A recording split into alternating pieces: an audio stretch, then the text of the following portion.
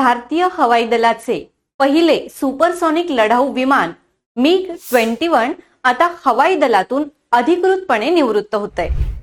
नमस्कार, मी समृद्धी। Infinity academy या channel मध्ये आपलं स्वागत।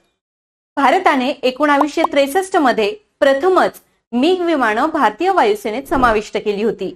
या विमानांनी 62 वर्ष सेवा दिली। 19 सप्टेंबर 2025 ला MiG-21 या विमानांचा शेवटचा ताफा चंदीगड हवाई तळावर शेवटचं उड्डाण करून औपचारिकपणे निवृत्त होईल। युद्धाचा बादशाह म्हणून प्रसिद्ध पावलेलं MiG-21 नंतरच्या काळात सतत होणाऱ्या अपघातांमुळे फ्लाइंग कॉफिन म्हणजेच उडणारी शवपेटी म्हणून सुद्धा खूप प्रसिद्ध झालं होतं। या विमानांनी 1965 चं भारत-पाकिस्तान युद्ध, 1971 चा बांगलादेश मुक्ती संग्राम, 1999 चं कारगिल युद्ध आणि 2019 चा बालाकोट हवाई हल्ला यामध्ये महत्त्वाची भूमिका बजावली।